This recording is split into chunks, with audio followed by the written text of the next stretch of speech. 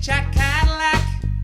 Chit-chat Cadillac. It's Ruse. Chit-chat Cadillac. Love it so much you're winding back. It's Ruse. Chit-chat Cadillac. They're doing some prov and having a chat. It's Ruse. Chit-chat Cadillac. Yes, and it's starting right now.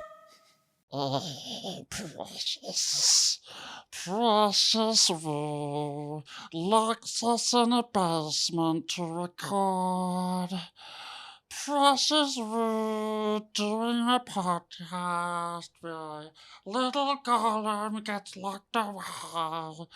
Welcome to Rue's Chit-Chat Cadillac with your host, Rue Halwala. Hey. All right, now back in there. We are here today with two absolute improv icons from Improv Theatre Sydney. We have Hayden Wright Hello. and Shane Porter. Hello. How we feeling, gang? Yeah, good. I'm so excited to improvise. This is going to be a great time. Great. Shall we jump into a little bit of prov? Let's do it. Sounds good. Gollum, can we have a word of suggestion, please? Your word is precious. And I didn't break the fridge. Okay, that's not me. Great. And it wasn't me either. Well, it wasn't me. Great. 3 housemates. No one broke the fridge. But the fridge is broken, Yeah, and the floor is wet as. and all the food's gone off. Yep. Not to mention that the bins haven't been taken out. And the dishes in the sink as well. Have you looked in the bathroom? Oh, roaches everywhere. Awful. It's disgusting. Yeah. Might I add that we're all desperately single. So there's definitely not been anyone else in the space. No. One day I'd like it to be ready enough to bring someone home. Yeah, Oh. that'd be great. Yeah, we all dream of that. Yeah. You think we're not all working on ourselves day by day in order to go out into the world and try and coax anyone back into this place? Yeah. I trust that you're thinking of that, okay? I'm just saying, look, maybe none of us do chores. And maybe we can admit to that. Whoa, Whoa, okay, that sounds like it's going wrong. Come on, now you're throwing Doesn't me under the those- bus. I'm just saying that sounds like the kind of thing that someone who maybe unplugged the fridge to plug in, say, a PlayStation 2 and run a blue cable all the way from the internet Wi-Fi port in the living room through to their bedroom might say. Maybe if someone didn't take all the extension cords, the cable could reach. I think I see what's going on Yeah, I here. think so too. I think we might be bad guys. We're the worst. We need a mum. And so, We need a mom. So relatable. Let's have a little chit chat, shall we? So, in the making of this pod, we have discovered such a huge crossover between improv and D&D, and I know both of you are big fans of the D&D world. Hayden, you even host your own role-playing workshops. Yeah. Tell me, what's D&D all about, Hayden? So essentially, any role-playing game, the very basic loop is you have usually some sort of facilitator. In Dungeons and Dragons, it's called the Dungeon Master. In most other games, it's called the Games Master. In Brindlewood Bay, you are the Keeper. That person is there to sort of facilitate a role-playing experience. So they describe the sort of stakes, like where you are, what other characters might be around, some other like maybe interesting milestones or touch points that you can interact with. And then they pass it over to the players, and the players describe how they would like to interact with that world. So it might be like, I want to go and talk to this person, or I want to investigate this book, or I've got evidence and I'd like to, confront a character or find them and show them this evidence to suggest that they might be the victim of, or perhaps the perpetrator of a murder. And then the final loop is the players and the sort of keeper or the games master negotiating, usually with like dice rolls or coin flips or some sort of chaos engine like that, the result of that. So oftentimes, like, you'll see people roll 20-sided dice in Dungeons and Dragons. A high number means that you might succeed on something, or you're more likely to succeed, and a low number is like, no, you fail miserably. So the dice add some sort of like flavor to Ooh, it. okay, Yeah. so it's almost like cross between board game, improv, storytelling. Yeah. adventure. Adventure. Ooh, okay, I love that. When I grew up playing it in North Queensland, it was really difficult to get your hands on the physical books. And so I was going around my university campus asking, do you have this resource book? Do you have the player's handbook? Who has the Dungeon Master's Guide? Whose monster manual can I borrow? And now that it's all digital and like you can get an app for it and stuff, I feel like it's so much easier to play now. So it is getting much more popular than it was.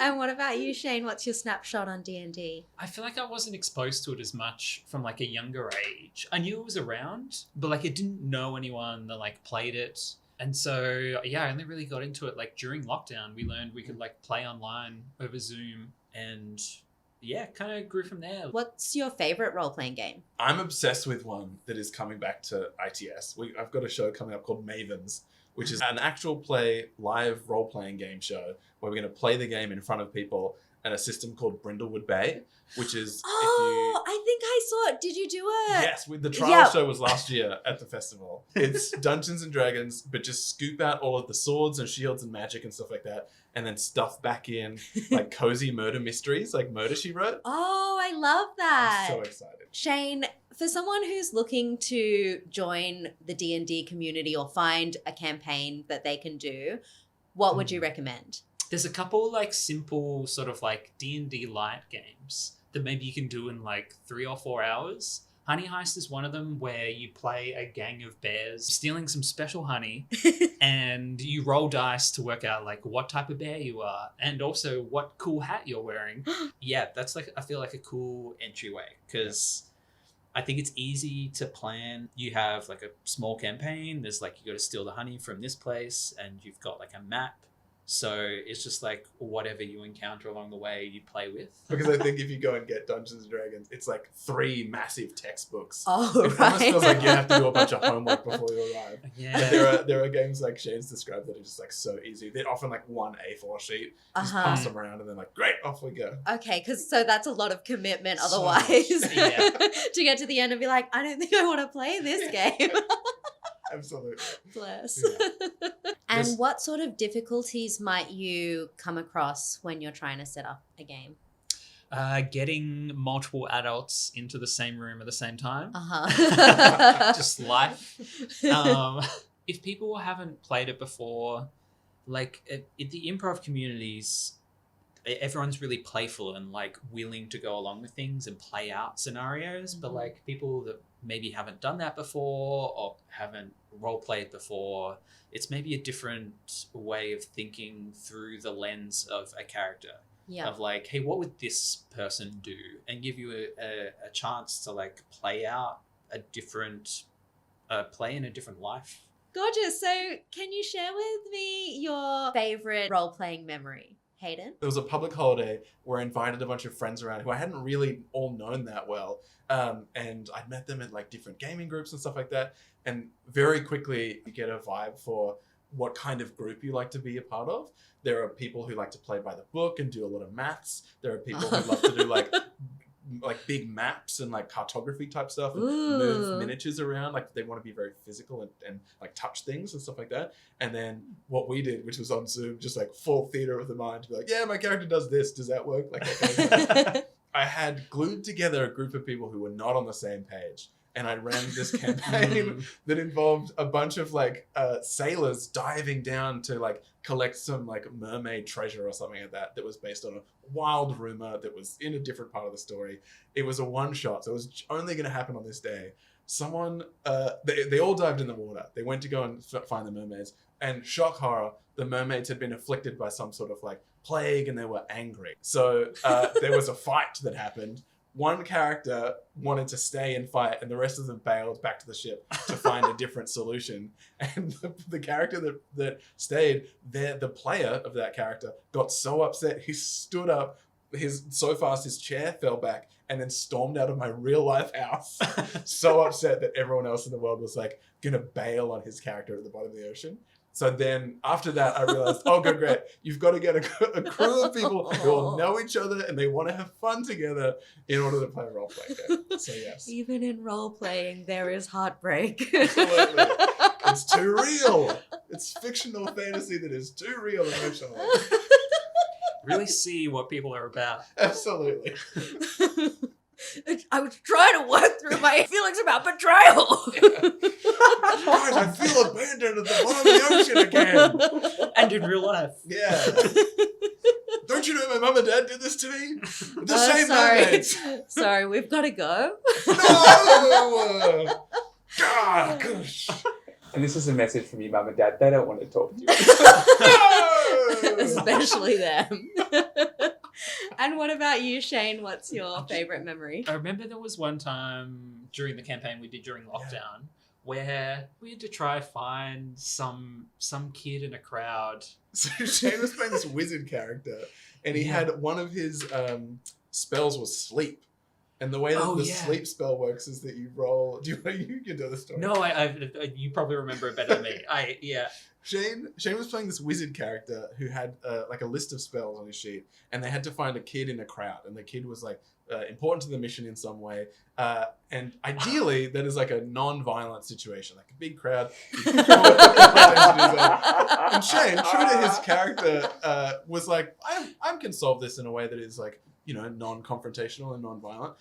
He cast Sleep, which is in the rules of Dungeons and Dragons. You roll a certain amount of dice, and then for the total number, you can, starting from a central point, right? you go out, and then however many points you've got is how many health points that it requires to like put people to sleep, so that in a widening circle around him, like waves, people would just fall unconscious to sleep on the ground.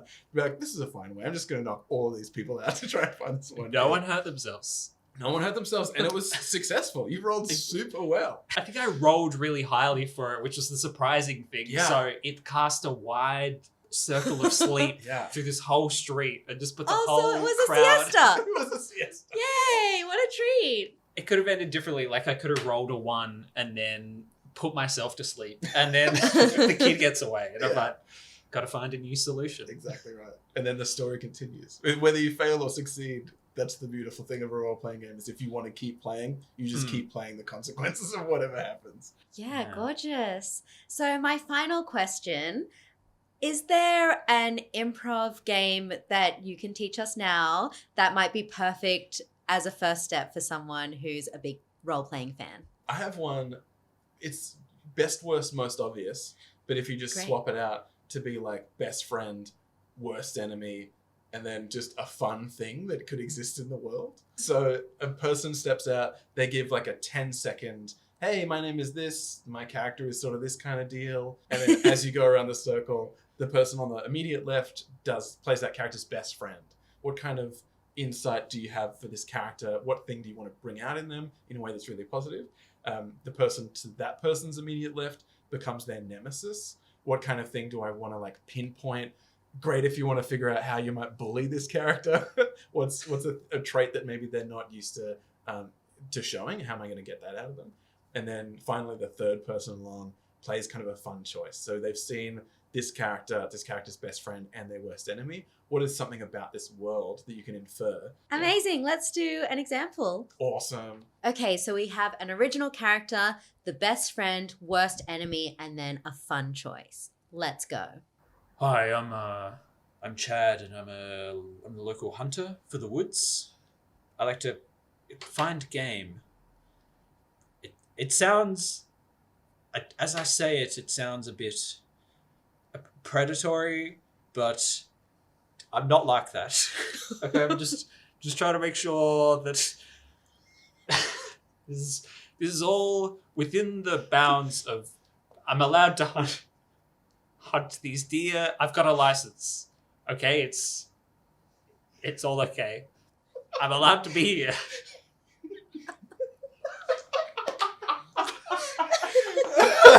Best friend. I love this. Hi, my name's Adele, and if you want to take my best friend Chad to court, you're gonna have to see me, okay?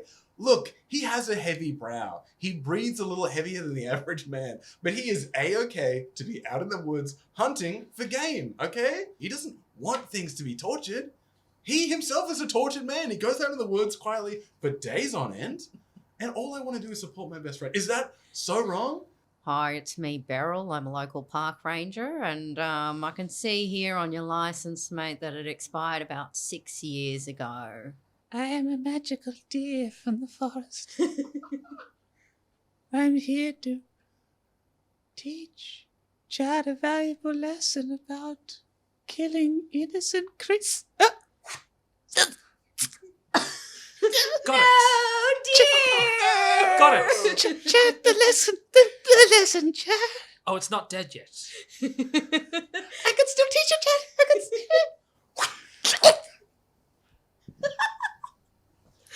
Yeah, that's down. Awesome work.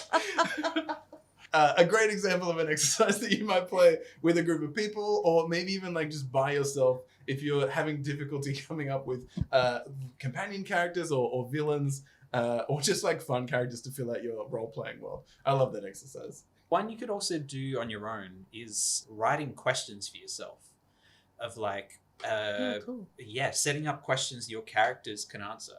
And you can make them different each time, or maybe use the same ones, but like kind of quiz your character on how they think, how they would respond to these questions. Love that.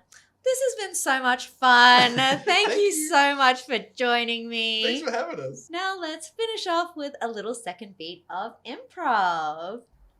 Whoa, boys. We cleaned up nice for this wedding. I just want to say, all three of us dapper Dans over here. You know what? Let's go and get Trev married. Huh? You're doing it, mate. You're doing what none of us could ever achieve. I don't think I'd be here right now. You lured her in, hook, line, and sinker. Yeah.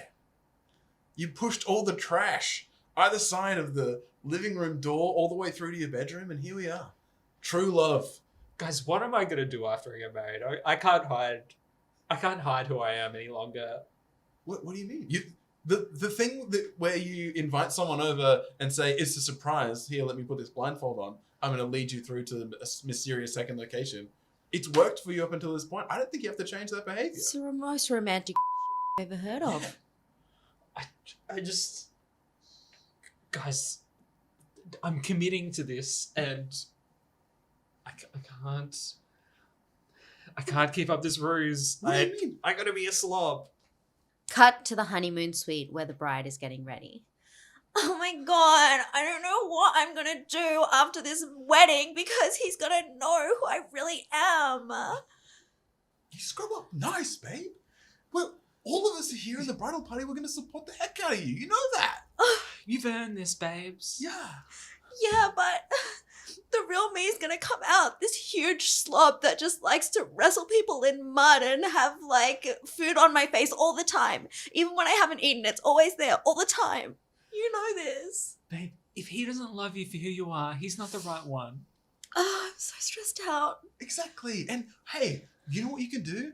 What about when you go on your honeymoon, you just like make it an outdoor honeymoon? Think about it like this. You might have a principle that says, I can't live my full life within 4 walls. You can go camping, go to the beach, or that place you like, the hog slop place. Like a muddy moon. A muddy moon, exactly. Muddy moon? It's so romantic. I love that. Yes. Oh, thanks, ladies. You always know what to say. Cut to the back of the church where all the church staff are meeting. God, this party stinks a bit, don't they? Yeah, it does. I'm there's glad- brought a real waft in. Glad we got all those Oh, God. tin cans out of the way of the aisle before everyone arrived. They are not getting their cleaning deposit back. Yeah. Absolutely not. No. We should charge them a stench fine, if anything. A stench fine? Yeah. Can we do that? How much is a stench fine? $5,000. Oh, yeah. I that's- will eat a piece of trash for $5,000. Do you say you'll eat a piece of trash? I'll eat 2 pieces of trash for $10,000. I'm sold.